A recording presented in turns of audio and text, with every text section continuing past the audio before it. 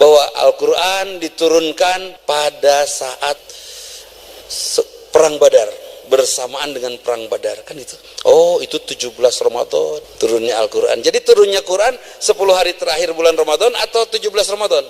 17. Kenapa? Ini turunnya di Madinah dan atas penjelasan Al-Quran bahwa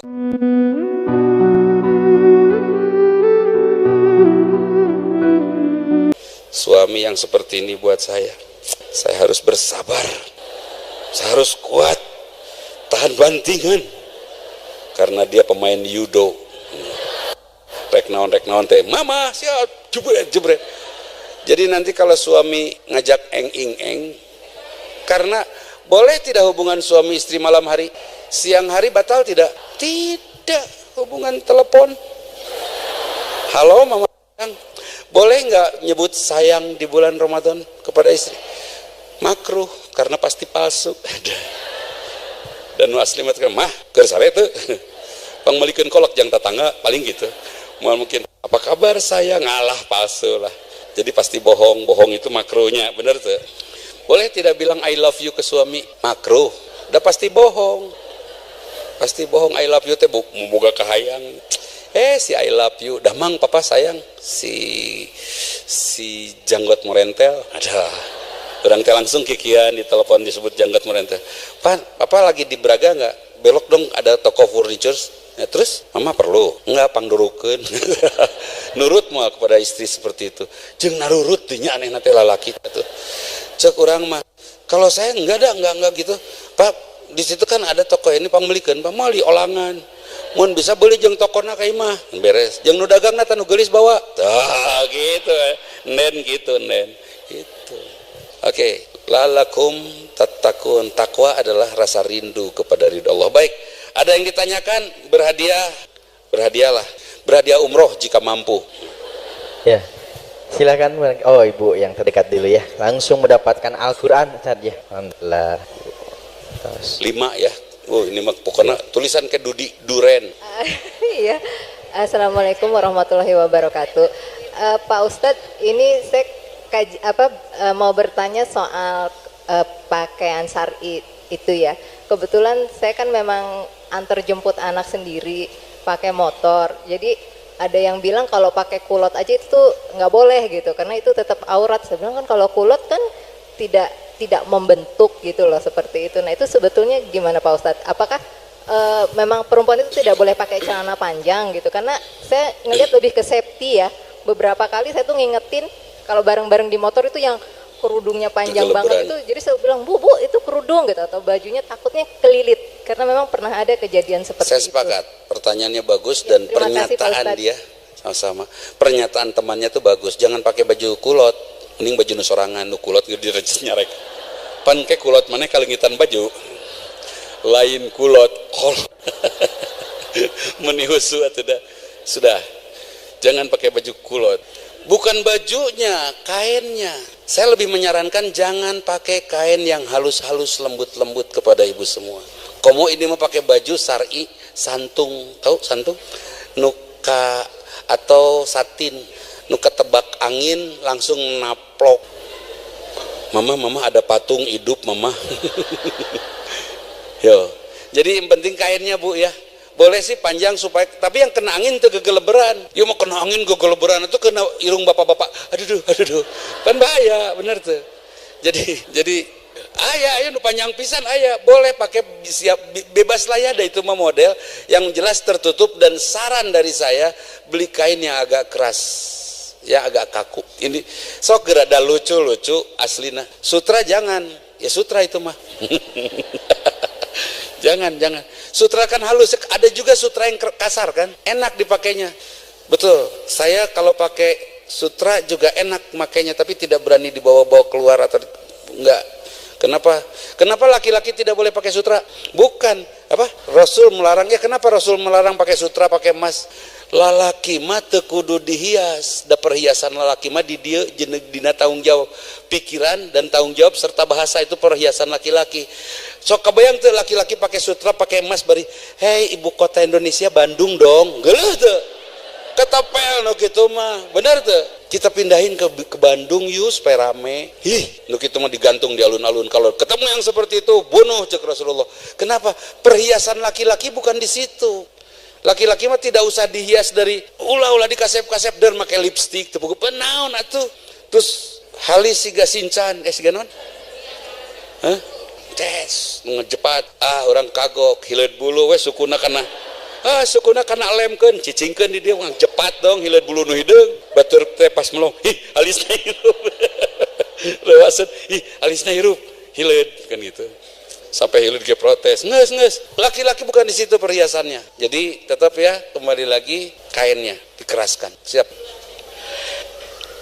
Ibu Bu. Oke, selain nanti bapak-bapak ya. Oke, silahkan Ibu. Iya, boleh Bu, di luar tema.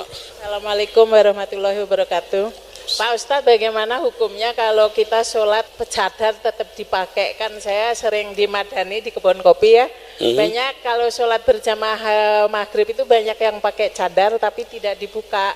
Terus ada teman saya, kenapa cadarnya nggak dibuka? Kan kata nggak boleh katanya. Katanya alasan takut kelihatan laki-laki. Itu gimana hukumnya? Kalau sholat pakai cadar nggak apa-apa.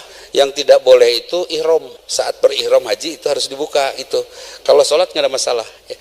Gini, bibir wanita aurat bukan? Bukan. Boleh ditutup? Boleh.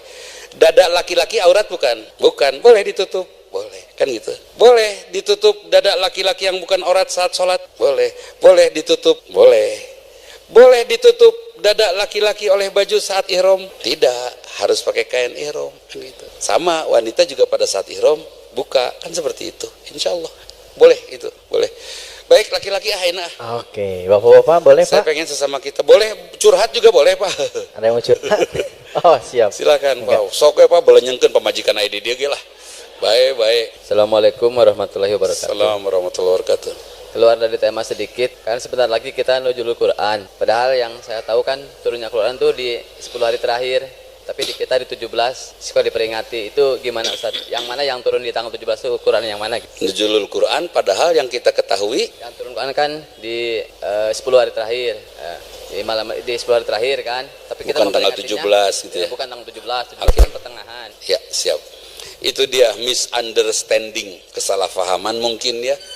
Tapi yang jelas Rasulullah waktu di Mekah pernah ditanya oleh para sahabat, ya Rasulullah, ente itu katanya kan gitu merenya jawabannya bahasa orang Mekah. Waktu di Gua Hiro dapat surat yang pertama turun ayat Quran itu kapan? Itu bulan Ramadan. Iraha itu Ramadan iraha. Ya kurang lebih 10 hari terakhir lah kata Rasul ya. 10 hari terakhir pas-pasnya gimana? Aduh, lupa ya kira-kira tanggal-tanggal ganjil lah kata Rasul. Turunnya Al-Quran 10 hari terakhir tanggal-tanggal ganjil. Itu pertanyaan di Mekah. Akhirnya inna anzalnahu fi lailatul qadr. Oh, akhirnya difahami bahwa itu adalah malam diturunkannya Al-Quran sama dengan malam Lailatul Qadar. Betul, malam itu adalah malam Lailatul Qadar. Malam yang padanya ada takdir perubahan hidup manusia. Khairum min alfisyahr. Orang yang berubah karena Al-Quran khairum min alfisyahr. Begini, Bunda Teresia, wah, tuh apa naringali? Bunda Teresia, begai, narurute ka Ustad nyasab ge. Bunda Teresia berbuat baik dari sejak lahir sampai akhir hayat. Dapat pahala tidak? Ibu mengucapkan alhamdulillah saat bersin sekali, dapat pahala tuh. Dia 80 tahun tidak dapat apa-apa, ibu dapat apa-apa. Artinya orang yang hidup dengan Quran, nah nangtung deui rudet kameramen. Kalau sayanya nangtung duduk lieur manehna.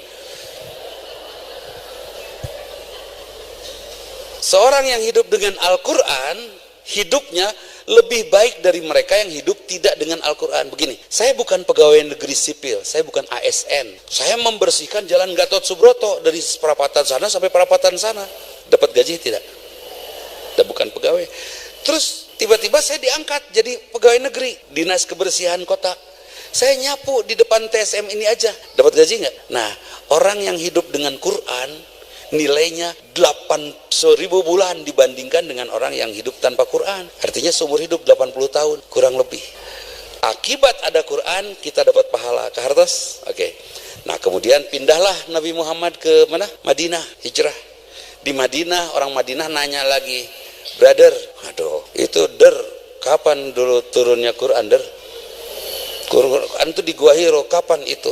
Nah, ulang Nabi, terus turunlah ayat Quran kan, surat Al-Anfal itu, bahwa Al-Quran diturunkan pada saat perang Badar, bersamaan dengan perang Badar kan itu.